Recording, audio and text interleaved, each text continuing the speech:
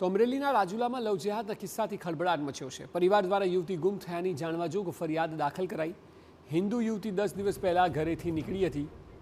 Beauty પાર્લરના કોર્સનું કહીને ઘરેથી નીકળ્યા બાદ વિધર્મી સાથે તેણે લગ્ન કર્યા।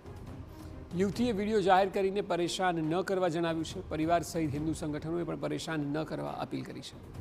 યુવતીનો વિડીયો બાદ હિન્દુ સંગઠનોમાં આક્રોશ છે। હિન્દુ આગેવાનોએ સોશિયલ મીડિયા પર વિડીયો મૂકીને પોતાનો આક્રોશ ઠાલવ્યો છે।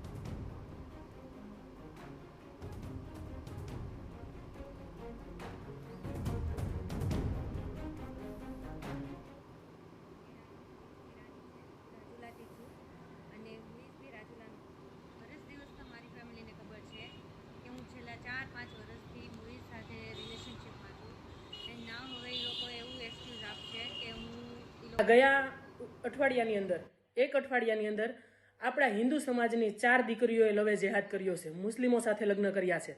તો આપણા માટે આ ખૂબ જ શરમજનક વાત છે।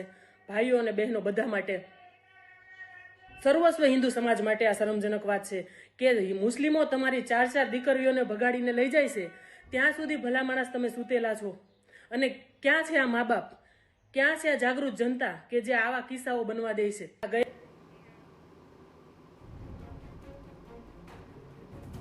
તો હિન્દુ સંગઠનના આગેવાનોએ દીકરીઓનું ધ્યાન રાખવા સમાજના લોકોને ટકોર કરી અને કહ્યું કે જો ધ્યાન નહીં દેવાય તો આવનારા સમયમાં આવા કિસ્સા વધશે। તમારા ઘરે દીકરી નથી, તમારા બેનના ઘરે દીકરી છે, તમારી ભાણી છે, તમારા ભાઈના ઘરે દીકરીઓ છે। કાલે આવા કિસ્સા તમારા સમાજમાં તમારા ઘરે પણ બની શકે છે। દીકરીઓને એટલી બધી પણ આઝાદી ન આપો કે જેથી લઈને કાલે માવતરને મરવા જેટલું થાય। તમે જો એક ચપ્પલ તમારી પસંદ કરવામાં બપોર કરી દો છો તો આ તમારી જિંદગીના નિર્ણયો છે, તમે જાતે ન લઈ શકો। તો આ યુવતી ઘરેથી નીકળી ત્યારબાદ 10 દિવસથી ગાયબ હતી, પરંતુ વિડીયો તેનો જાહેર થયો છે જેમાં તેણે કહ્યું છે કે તેણે લગ્ન કરી લીધા છે। હિન્દુ યુવતી છે અને સામે મુસ્લિમ યુવક છે અને લગ્ન કરી લેતા હવે વિવાદ સર્જાયો છે। હું મારી મરજીથી આવી છું, મને કોઈ પણ જાતનું પ્રેશર કરવામાં નથી આવ્યું અને જો એની ફેમિલી યા મુઈઝને ઉપર કાંઈ બી થયું, મારી ઉપર કાંઈ બી થયું તો એની જવાબદારી મારી ફેમિલીની રહેશે।